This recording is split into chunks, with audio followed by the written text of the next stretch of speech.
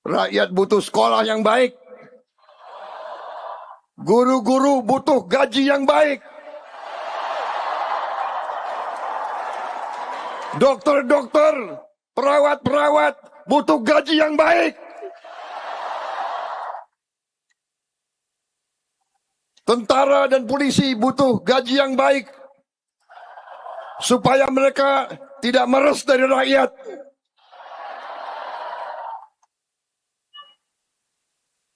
Pegawai negeri butuh gaji yang baik supaya mereka nggak korupsi.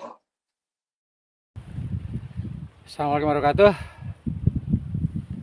wabarakatuh. Selamat bertemu lagi dengan Abah nih, seperti biasa. Semoga kita semua dalam lindungan Allah Subhanahu wa taala. Amin. Ini challenge juga gambarnya, gambar juga seperti yang lalu lah ya. Hanya ini temanya lain. Dia tidak bertanya, tapi justru muji lah ya. Sebelum melanjutkan, jangan lupa like, subscribe, dan komennya.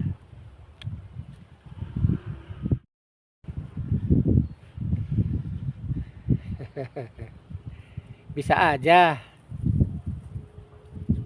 jawab Abah, bisa iya bisa tidak gitu. Jadi gambar yang dikirim dia bilang gini, "Bah, kelihatannya presiden terinspirasi sama video Abah," katanya gitu.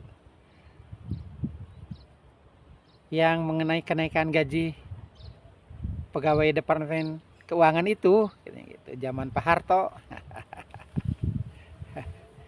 Dan gambarnya memang dianggap sesuai lah, bahwa katanya kalau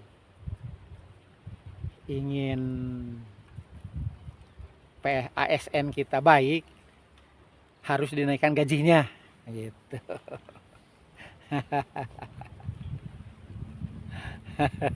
Jadi jawaban Abah bisa iya bisa tidak.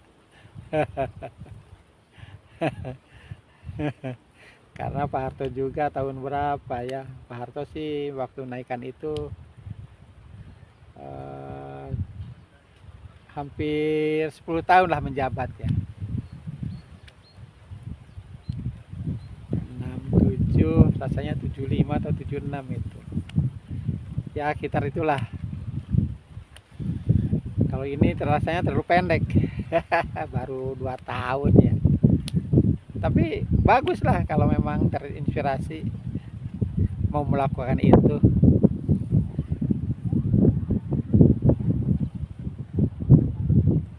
Tapi harus diikuti dengan gaya Pak Harto, tegas, waskat, tekankan siapapun yang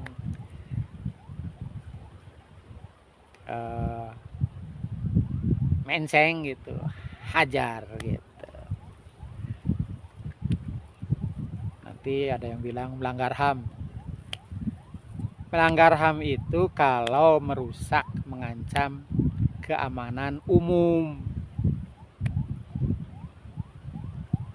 atau orang yang benar dianggap salah, itu melanggar HAM.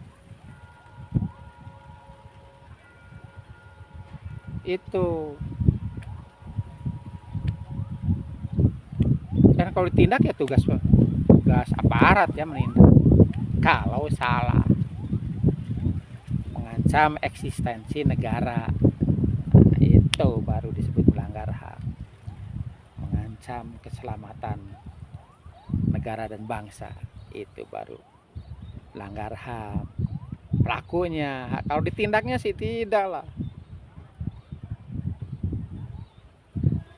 Kebebasan itu kan ada batasnya, ya.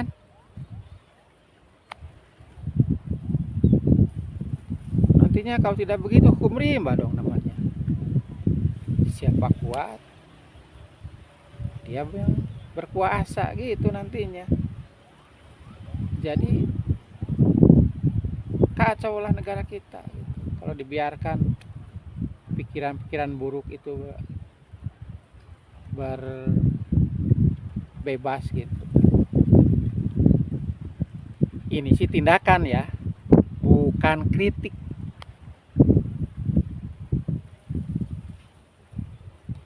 Bukan kritik. Ini sih tindakan, menghasut apa, mengajak melakukan makar misalnya. Nah, itu harus ditindak karena kalau tidak ditindak akan menimbulkan pelanggaran HAM pada masyarakat. Itu harusnya. Jangan HAM dipakai ngebela penjahat, hukum dipakai membela koruptor. Orang-orang jahat dibela pakai HAM dan pakai hukum. Celaka lah.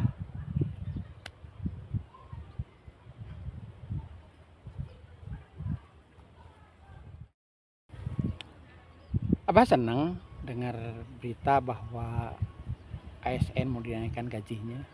Senang.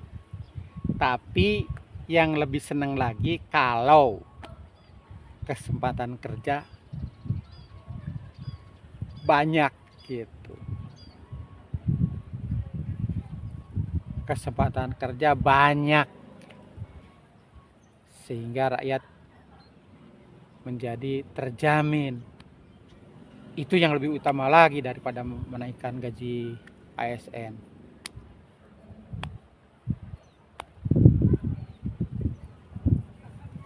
Ini ijazah udah nggak ada artinya sekarang.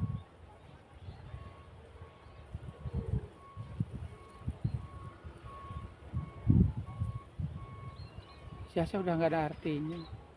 Banyak orang ijazahnya apa, kerjanya di mana.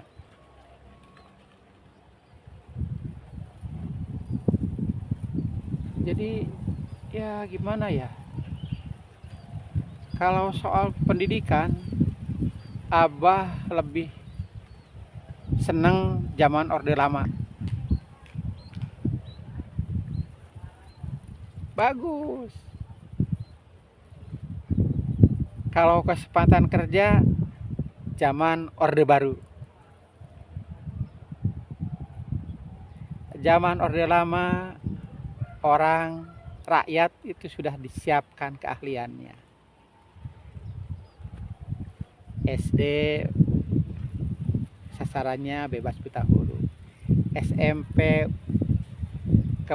kejuruan, ada umum ya, terutama kejuruan untuk disiapkan sebagai tenaga kerja tingkat pelaksana lah. SMEA di SLTA untuk tingkat manajer bawah lah gitu. Sarjana muda, sarjana itu untuk level ke atasnya. Bagus itu. Jadi orang masuk kerja tuh sesuai dengan keahliannya. Dalam Orde Baru baiknya dia tidak cari keren. Pokoknya industri masuk ke Indonesia adalah padat karya.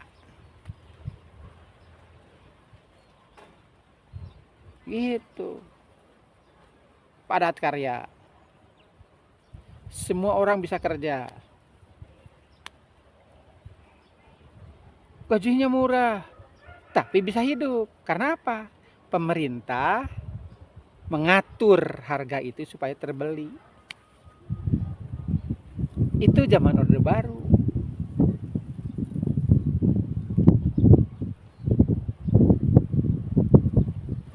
Zaman sekarang kita bangga dengan modernisasi. Komputerisasi mengakibatkan tenaga kerja yang dulunya 2 orang, 10 orang jadi tinggal 1. Industri juga begitu, otomatisasi. Mobil aja, press body bangga. Kalau dulu kan kentreng, sekarang press body bangga. Tapi yang dulu dikerjakan oleh puluhan orang, jadi hanya dikerjakan oleh seorang sebagai operator mesin. nganggur yang lainnya. Sedangkan industrinya nggak bertambah. Apalagi sekarang cenderung industri itu kabur karena dianggap tidak kondusif ya kondisi eh, perekonomian kita, aturannya atau apanya gitu. Kalau dulu dikompakan antara hubungan industrial Pancasila tuh dihubungkan saling merasa punya tanggung jawab gitu dulu sih oleh negara. Jadi keringanan pajak yang diberikan pada pengusaha itu pada dasarnya diberikan pada masyarakat, hanya secara tidak langsung gitu. Dulu begitu. Kalau sekarang kita bisa merasakan sendiri, lowongan satu aja yang melamar bisa 1.000 orang sekarang. Kejahatan di mana-mana, jangan salahkan. Karena rakyat perlu hidup. Apa saja, orang kepepet kok. Jadi jangan salahkan seperti video kemarin kan mengenai Indonesia gelap. Jangan salahkan orang bilang, ada yang bilang tokoh politik atau para cendekiawan bilang Indonesia gelap. Jangan salahkan karena mereka menangkap aspirasi rakyat, mereka melihat kehidupan rakyat. Gitu, coba aja tega gitu. Istri bunuh suami, suami bunuh istri, anak bunuh orang tua ngebunuh anak, tetangga saling bunuh, jamret di mana-mana. Itu tidak semuanya penjahat. Rata-rata orang yang lapar melihat kesempatan. Kerja nggak bisa, dagang nggak punya modal. Zaman sekarang mah jualan juga ada kejar-kejar pajak, ya kan? Nah mereka bilang, aduh, asa poeken ya hirup teh. Tuh, ada orang Sunda mah bilang gitu. Asa poeken hirup teh gitu. Itulah yang disebut gelap, loh, bukan terus diusir. Jangankan untuk pergi ke negara lain, untuk makan aja susah, diusir.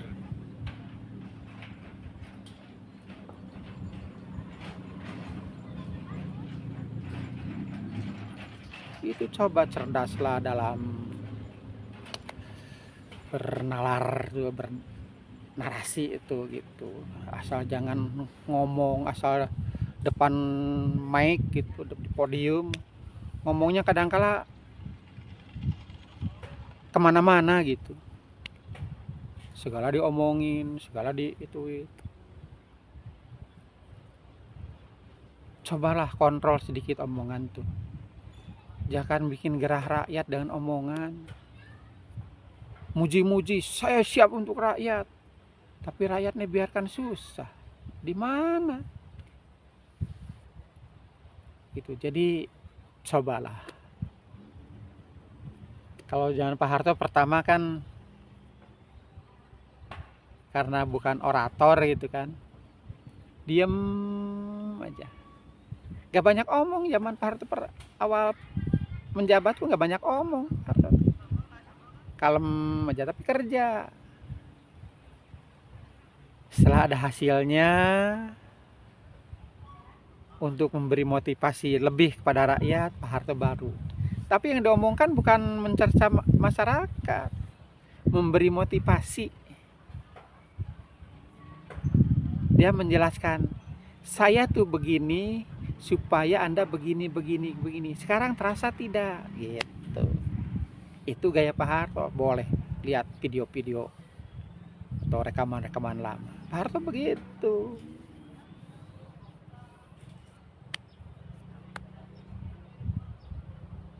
Dituduh korupsi,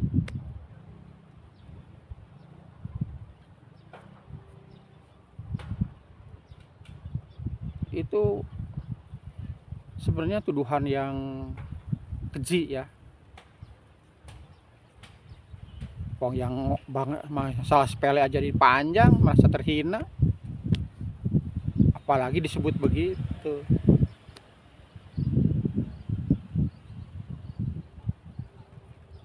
Itu coba bisa belajarlah berbicara santun.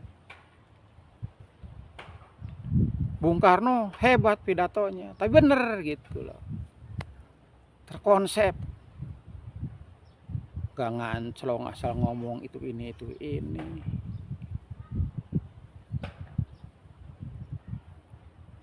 Tapi ditunggu-tunggu apa yang diomongkan nol besar gitu. Jadi ya gitulah ya, mungkin abah nggak tahu ya, tapi orang boleh beranggapan, abah nggak nyalahin kok, bahwa Bapak Presiden bilang mau menaikkan gaji pegawai ASN gitu supaya tidak korupsi. Oke lah, Pak Harto juga dulu begitu kok alasannya, tapi beliau betul-betul menekankan siapapun yang gak benar cuti gitu. Itu saja ya untuk ini. Terima kasih nih, abah jadi GR nih.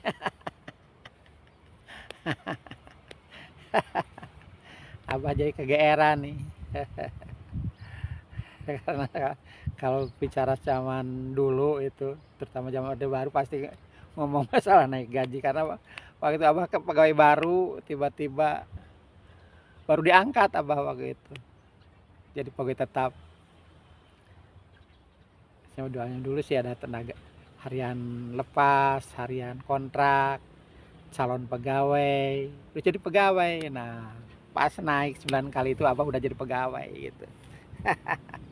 Jadi sangat dalam lah terpatri di abah rasa senangnya gitu. Jadi terkenang lah gitu.